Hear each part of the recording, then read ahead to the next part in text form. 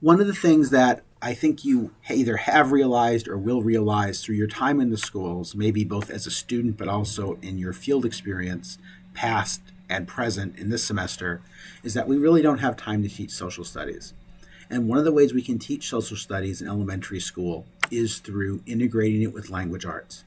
Now, I want to point out this is not ideal. The research actually strongly supports teaching social studies in elementary school. That's something we're actually going to talk about in the course. That social studies instruction actually helps reading comprehension more than anything else, essentially, including more than spending more time on reading instruction. But so that's something we should advocate for. But in the meantime, how can we teach social studies content? We can teach it by integrating it with language arts. And one way to do that is through the use of historical fiction. And so in this presentation, I want to talk about historical fiction, provide an overview of it, sort of activate your schemas about it, and talk about how we can use it in our social studies instruction. So first, some literary terms review. So when we talk about characters in stories, we can talk about characters as being round versus flat. And a round character is one that is well-rounded. Like a well-rounded individual is a person who has lots of interests, right? They have lots of interests. It's a sort of the same thing in literature. A round character is a character who we know a lot about. They aren't just one-dimensional. They aren't just the villain. They aren't just the hero. They aren't just some random side character whose purpose is to, sell the hero a candy bar or something. So a good protagonist is going to be round, almost always, not flat. We can also talk about dynamic versus static. Something that's dynamic means that it changes. Something that's static is unchanging. And so in most modern works of literature, we want our characters to change a little bit. We want to be dynamic. They should learn something. They should grow during the story. Now, this isn't true in traditional literature, like in fairy tales or folk tales, but it is true in most works of historical fiction and sort of literature written in the modern era. And of course, I've mentioned this word a few times. I want to make sure we all know it, protagonist. The protagonist is the hero of the story. It is the main person. It is typically the person we root for, especially in works for children and young adults. A protagonist doesn't have to be perfect. They can have flaws, and they usually do. They are more interesting often with flaws. And so, right, we might have the main character, and she is brave, she is intelligent, but maybe she's super messy, and that's a flaw. We have a main character, and he's courageous, but he's also super unorganized, and that's a flaw. So a protagonist could have at least some flaws.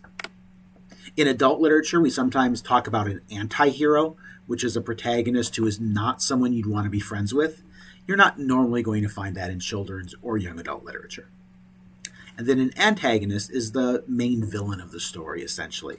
It is the person or people, or maybe things in some cases, that the protagonist it causes conflict with them.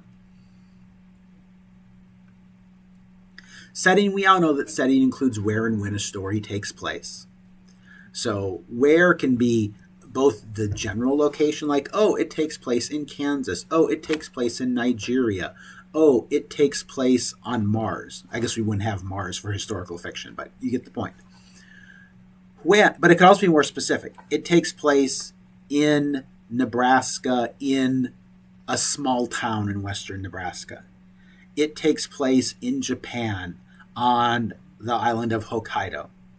It takes place in a neighborhood in Lagos in Nigeria. So where could be really specific, and then even more drilled down to the school, the home, the specific neighborhood. When is, in historical fiction, important, the time period. So this is often in relationship to some events of world history. So it takes place during the American Civil War. It takes place during the Civil Rights Movement. It takes place during the American Revolution. But it could also just be, it takes place in the 1820s. It takes place in the 1930s. It takes place in the 1200s. And then when can also be more specific in terms of like what type of what time of year it is, what season it is. It takes place in winter or fall or spring. But what people often forget, and we don't teach this usually in elementary school, but for us to think about this as we choose books, is part of studying is the historical context of when the book was written. And in fact, that is an important part of the setting of the book, is what was going on as the author was writing the book. And we might notice that a book set during World War I might read really differently if it were written in 1940 or 1960 or 1990 or 2020. Because what's going on in contemporary society when the author is writing does get reflected, however unintentionally, in the setting of the book. And of course, books are going to have conflicts, and we can get really complicated with conflicts. These are sort of three of the most common ones, but there are others, and they are person versus person, person versus nature or versus environment, and some people will say those are two separate things, that nature isn't the same as environment. There's also person versus self, an internal conflict. There's other ones that sometimes get talked about, like person versus society. For some types of literature, person versus God or person versus the supernatural might also be conflict types. But these three are really the most commonly discussed in works for children and young adults. And so from conflict, we get our plot, and I'm using here Freytag's pyramid, which is a way that was designed for plays. So it doesn't always fit perfectly with literature, with fiction for children and young adults, but I think it works fairly well. So we have exposition, which is the background and introduction of the story. We have the initial incident, which is the first conflict. And then we have rising action, the events leading to the climax. And I encourage you, as you're reading The Birch Bark House later in the semester, to think about how it relates to this pyramid. And I think you'll see that initially we are sort of introduced to the main character, we're introduced to the setting, and then we see incidents occurring that help us get to know the character more. And so that is sort of our rising action. And then the climax is the turning point for the protagonist in the story. And this is usually the most suspenseful event in the story. Falling action is then the events that begin to solve the conflict. This leads to the resolution, which is just that. It's how the conflict is resolved. Sometimes resolution and denouement are classified together, and sometimes not. But if we separate them, the denouement is the wrapping up all the loose ends. It is the final pages of the story, more or less. And I really like a lengthy denouement. I don't find it satisfying if something is really tense and really has lots of conflict all the way through, and then everything is all of a sudden wrapped up in 2 paragraphs, and that's the end of the book. I kind of want to know a little bit more. I need some sort of epilogue, personally. And you can feel differently, and that's okay. So, in my opinion, theme is the most complex literary element. And what a theme is it is a universal statement of the human condition, what makes us human. And it is usually true across time and across cultures. It is transchronological and transcultural. I don't think transchronological is really a word, but transcultural is. This is true for historical fiction. It may partially be helping our students learn about the civil rights movement, but it should also help them learn about humanity in general. And quality literature is going to have a theme. Theme is never simple. So it's never expressible as a single word. That would be a topic or a motif. It's always going to be a complete sentence. So the theme of a book is never going to be, oh, the book's about war. That's a topic. Oh, the book's about coming of age. That's a topic. The book's about love or family. Those are topics. Those aren't themes. What about the book tells us something about what it means to be human? Theme is always expressible, or should be expressible, as a complete thought. Often an argument about something. And in kid-friendly language, we can say that a theme is a life lesson. What is the life lesson that you take away when you read The Birch Bark House? Think about the last work of children's literature you read. What was the life lesson that a 10-year-old or an 8-year-old or a 12-year-old would be expected to take away from that book. Those life lessons don't have to be and shouldn't really be like really explicit. Like, then we call that didactic, and didactic literature is seldom interesting to read. It is preachy and it is not engaging. And it used to be very common in the early days of children's literature hundreds of years ago. And it certainly still exists in some works today. But that's not ideal. The theme is not, you aren't pounded over the head with it. And it's possible that different readers could get different life lessons, learn different themes from the same book. So let's now go on to historical fiction itself. What is it, and what makes a book historical fiction? So, historical fiction is a book that is set in the past, and the general guideline is that it is set at least 20 years before it was written. So as I record this in 2025, if I wrote a book about September 11th, 2001, that would be historical fiction. That was 24 years ago almost as I record this. On the other hand, if I had written that book in 2005, it would not be historical fiction. It was set in the past, like 4 years in the past, but not enough time has passed for us really to judge the history yet.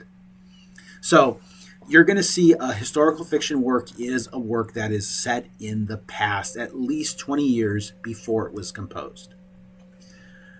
There are books that are really good books that are about history, that are now historical events that were actually written at the time period. And my favorite example that I sometimes share in my in-person course is Snow Treasure. And Snow Treasure is set during World War II. It's based on a true story that apparently happened in Norway, where a group of children smuggled out the country's gold reserve so the Nazis wouldn't get at them when the Nazis occupied Norway. And the book itself was written during World War II. It was written just a few years after the events that it portrayed in it. So that's not technically historical fiction. That at the time was actually realistic fiction. But we can read it today and profit from it as historical fiction, even though it's not technically historical fiction. I hope that makes sense. For the most impact on students need some basic familiarity with the setting. And so this is one of the controversies about historical fiction. Historical fiction can't teach history on its own because students don't know the setting enough to understand it. For example, there are two well-known works of historical fiction that take place in medieval Europe. One is called The Whipping Boy, and the other one is called A Door in the Wall. I can never remember if it's The Door or A Door. I think it's A Door in the Wall. The Whipping Boy is written at around a third grade level. It's a very easy read. It's more contemporary. Students can get stuff out of it pretty easily. A Door in the Wall is a much more challenging read. It is written at a higher reading level. But it's also, they're both excellent books. They're both set in medieval Europe. But if students just read that books, they aren't going to necessarily know enough about medieval Europe to get the most impact from the books. So historical fiction benefits from, at the very least, many lessons in our classes teaching about what's going on in the book. Like, what is the context of the time of the book? What's going on in Europe while A Door in the Wall is taking place? That's true for more recent works as well. What's true going on in Europe when Number the Stars is taking place? What's true in the U.S. when The Watsons Go to Birmingham, 1963, is taking place? Obviously, students are going to learn some of that from the book, but greater familiarity, greater knowledge, greater context is going to benefit students. And of course, the common settings are often going to relate with elementary social studies curricula. Publishers and authors know that these books are used in schools, and they know that books that are set in commonly taught events are books that are going to be more likely to get purchased. So that might be the Great Depression, it might be the American Revolution, it might be the Civil Rights Movement, it might be about the Underground Railroad, it might be about Native peoples during early contact with Europeans or before European contact. But all sorts of things. If you look at history standards, you're almost certainly going to find a plethora of books written about them, including fictional ones. So they build and connect to our curriculum in social studies. A really interesting idea comes with trauma theory. And this comes from a textbook about children's literature by Hinson Tribunella that I used to use when I got to teach a course in children's literature. And that the fact that historical fiction talks about traumatic events and it repeats traumatic events, it allows readers to engage with trauma in a safer way, we might say, in a supported way, in a supportive environment. And so trauma theory tells us that people need attempts to work through, and to master traumatic events, to deal with them. And historical fiction can, in fact, help with that. Another aspect that historical fiction can meet are sort of the dual desires for nostalgia and nationalism. So nostalgia is our desire for a perceived, simpler past. And frankly, every generation is nostalgic for either generally nostalgic for the time of their childhood, or for the time that they believe before their childhood when they think life was simpler. That is almost, I think, a human universal. That is certainly something I have seen in history, and it's still true. It's kind of like we tend to think that the best music is the music of our teenage years or our 20s. So I know many of you are in your 20s right now, and it is likely that 30 years from now, whatever music is like then, you're going to think that music from the 2020s was awesome.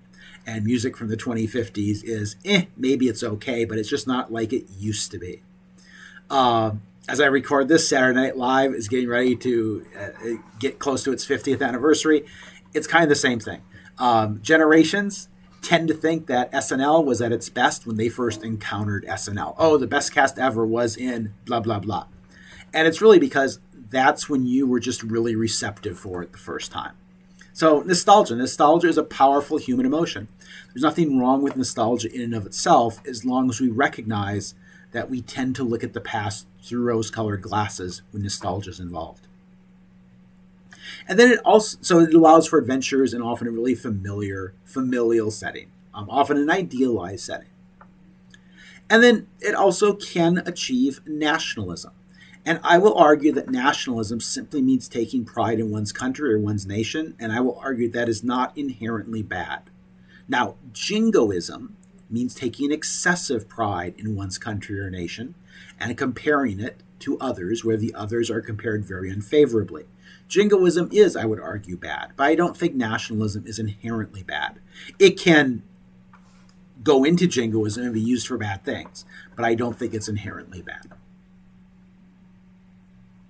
So there are relationships between historical fiction and history, and one of them is that both tend to be narratives. Now, not all history is narrative, but narrative history is probably more engaging for students. I think it's more engaging for lots of people. I know that I prefer narrative history, the history that tells a story. And historical fiction also tells a story. And like history, historical fiction is also a reconstruction of the past. History is about probabilities. We do not know necessarily what happens in the past. What we do is we engage with primary sources to make our best guesses about what happened and, more importantly, why it happened. What were the historical effects of it? We can never be 100% sure. And this is because human memory and humans as eyewitnesses are notoriously unreliable. So historical fiction, like history, attempts to reconstruct the past. So I've gone longer than I want in this one. There's only a few slides left, but I'm going to save those for part 2. I hope you found this useful. If you have any questions about it, please reach out. Thanks for watching.